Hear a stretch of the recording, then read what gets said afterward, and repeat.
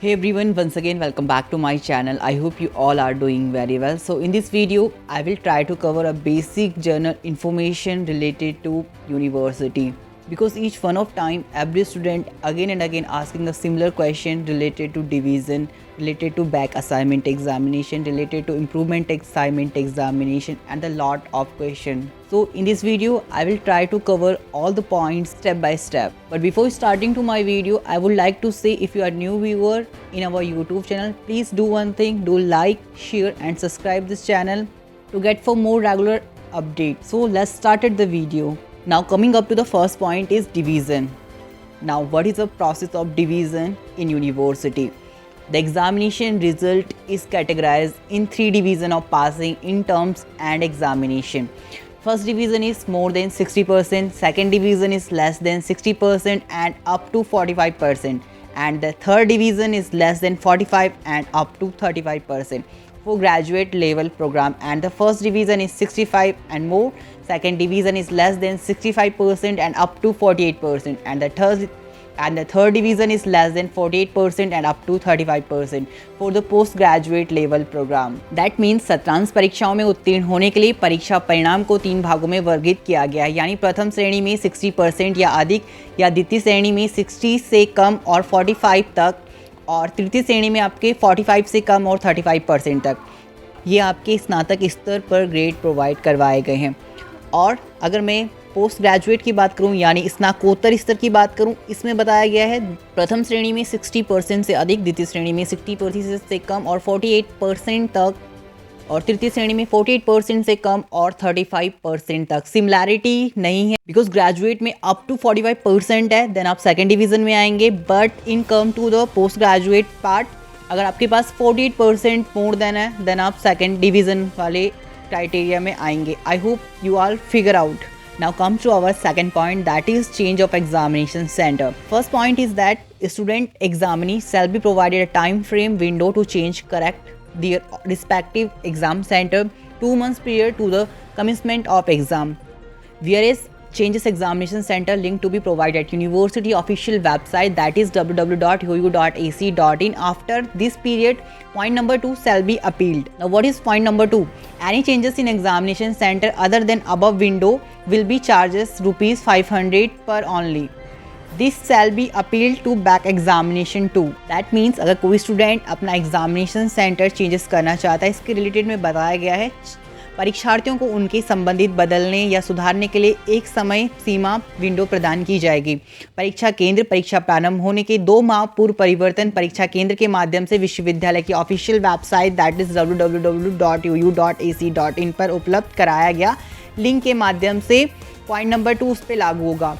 इसमें point number 2 में बताया गया है उपरोक्त विंडो के अलावा परीक्षा केंद्र में किसी भी बदलाव के लिए अगर कोई चेंजेस करवाए जाते हैं एग्जामिनेशन टाइम पीरियड में, तो वो आपको 500 रुपीज़ पेड करना पड़ेगा। ये बैक परीक्षार्थियों पर भी लागू होगा। Now comes to our next point, that is improvement examination. Past student, undergraduate and postgraduate can option for improvement examination in the immediate next term exam within 6 months. The applicant can apply for the improvement exam as per the guideline set by UOU. Only those students who have been declared pass in all paper including pass with grace यानी PWG in annual semester examination of the same session are eligible for improvement examination. Candidate those who have passed exam with the back paper are not eligible for improvement examination. The improvement examination will be conducted in a theory paper only. The candidate will have to appear in improvement examination conducted immediately within 6 months after annual and semester examinations.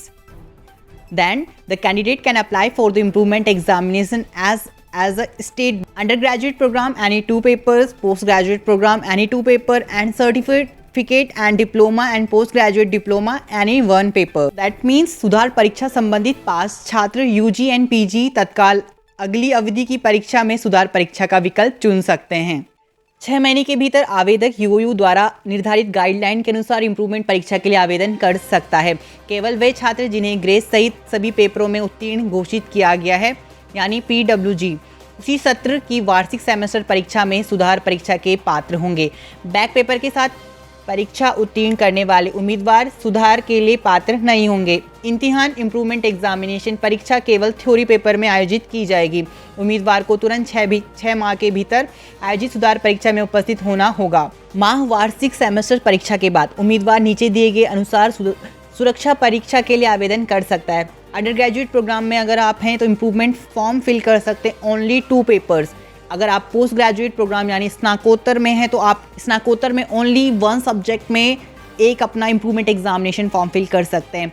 प्रमाण पत्र diploma PG diploma में आप एक ही subject में improvement examination form fill कर सकते हैं। यहाँ पे एक रिमार्क है, if the marks obtain in improvement exam are less than the previous attempt, best of the 2 attempt will be considered as final result.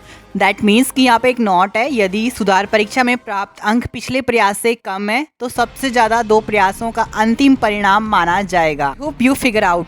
Next, the back paper. Now coming up to the back paper.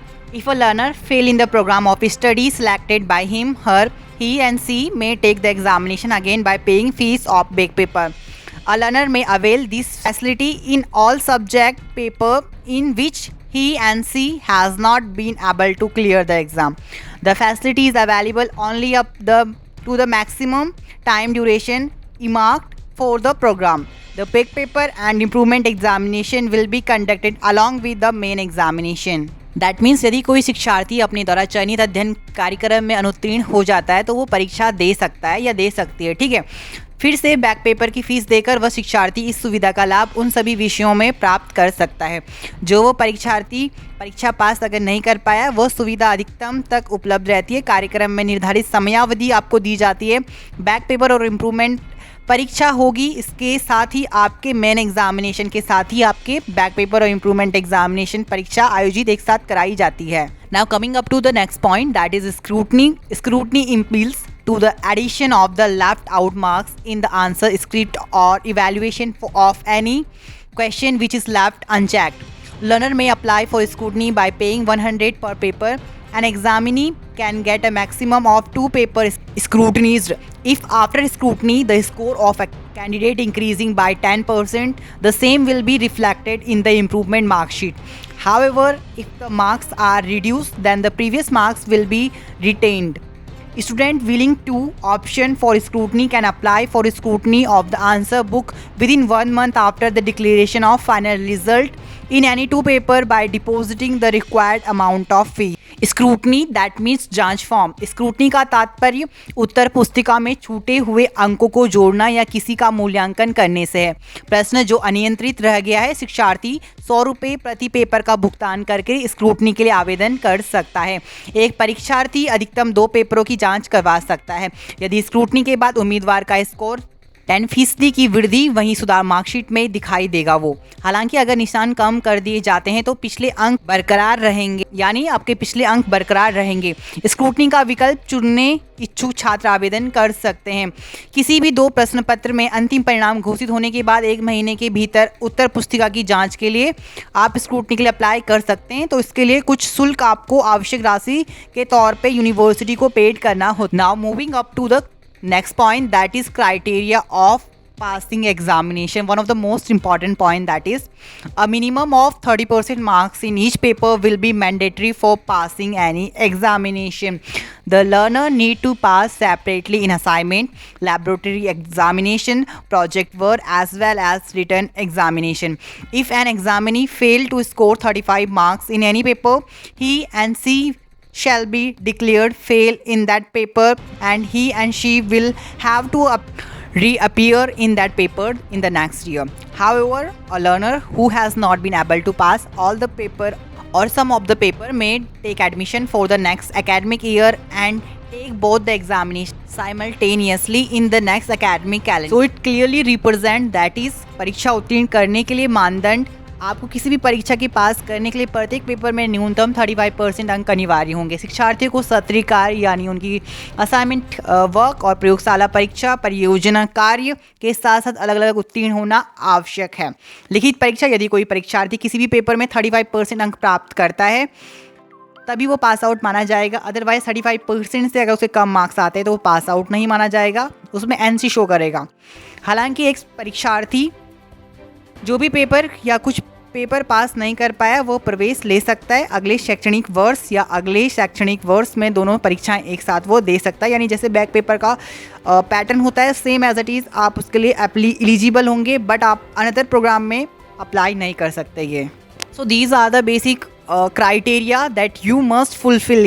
Now coming up to our next topic, that is uploading marks of assignment. Individually every student have many queries related to particular topics. So while the learner are preparing for their examination, the learner support center yani LSC of the university are allowed to get the assignment evaluated as prescribed by UOU and uploaded their marks in the SIS. This process is continuously monitored by the examination section of UOU and follow up always ensure to motivate the learner to submit their assignment or evaluate so that the marks could be uploaded. Apart from this, if the examination section observe any malpractice or improper evaluation of assignment, the university takes correctively measure SUO moto to rectify the issue. So that means सत्रीय कार्यों के अंक update करने संबंधित ये information है। जबकि शिक्षार्थी अपनी तैयारी कर रहे होते हैं, जब भी कोई शिक्षार्थी अपने प्रिपरेशन कर रहा होता है तो परीक्षा विश्वविद्यालय के शिक्षार्थी सहायता केंद्र LSC को प्राप्त कराने की इसकी अनुमति दी जाती है। असाइनमेंट का मूल्यांकन UOU द्वारा निर्धारित SIS यानी स्टूडेंट इन्फॉर्मेशन सिस्टम में अपने अंक अपलोड करें तो SIS पोर्टल के माध्यम से अंक अपलोड हो जाते हैं। आफ्टर दैट UOU की परीक्षा अनुभाग द्वारा प्रक्रिया को लगातार निगरानी की जाती है और एक अनुवर्ती कार्यवाही इसके रिलेटेड में करी जाती है। हमेशा शिक्षार्थियों को अपने सत्रीय कार्यों का मूल्यांकन के लिए प्रस्तुत करने के लिए प्रेरित किया जाता है, सुनिश्चित किया जाता है, अंक अपलोड किए जाते हैं। इसके अलावा यदि परीक्षा अनुभाग किसी को देखता है, फॉर एग्जांपल अगर कर्जादार या असाइनमेंट का अनुचित मूल्यांकन किसी टीचर्स के द्वारा करा जाता है तो उसके रिलेटेड में यूनिवर्सिटी के द्वारा उस पर ठोस से ठोस कदम उठाए जाते हैं। साथ में विश्वविद्यालय सुधारात्मक लेता है इस विषय पर और इस मुद्दे को सुधारने के लिए स्वतः यूनिवर्सिटी उसके लिए एलिजिबल होती है। Now coming up to our last but not least point, that is maximum marks for all the question paper are the same at various stage and based upon the nature of program. Variation in the marks of external marks and assignment marks say theory and assignment ratio 60:40, 70:30, 80:20, 100:0 and 35:15 and 40:10, and the grading system as well doesn't exist, which sometimes creates difficulty for the learner. Therefore, for the ease of understanding and in order to bringing unanimity, it was decided that all the question paper will be prepared as maximum marks 80 for all unit paper and maximum marks 40 for half unit paper.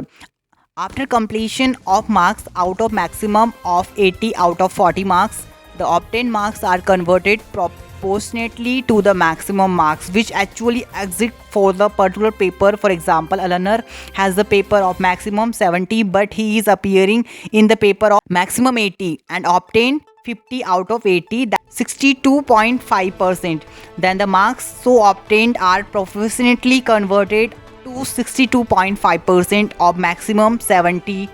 For example, obtained marks shall be 45 out of 70.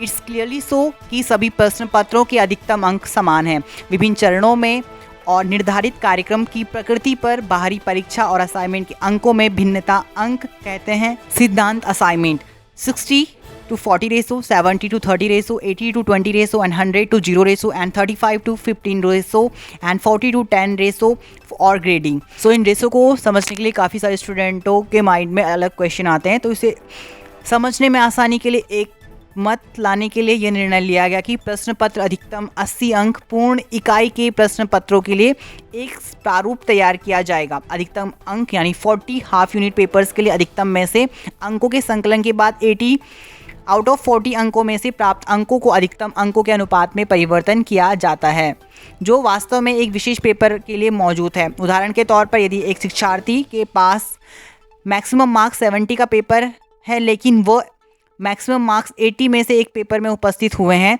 तो 50 out of 80 यानी उसका 62% प्राप्त उसने करे हैं, तो प्राप्त अंक हैं अनुपातिक रूप से उसके मैक्सिमम मार्क्स 70 के 62.5% में परिवर्तन, यानी प्राप्त अंक उसके जो होंगे 44 आउट ऑफ 70 होंगे। I hope all and every student are clear out his doubt related to terms and condition of examination which is clearly done by Uttarakhand Open University. So guys, that's it in this video. If you think this video gonna helpful for you, do hit the like button and also don't forget to hit the subscribe button and notification bell icon to get for more regular update. Firstly, stay tuned and stay connected and always keeping that smile in your face. Thank you for watching this.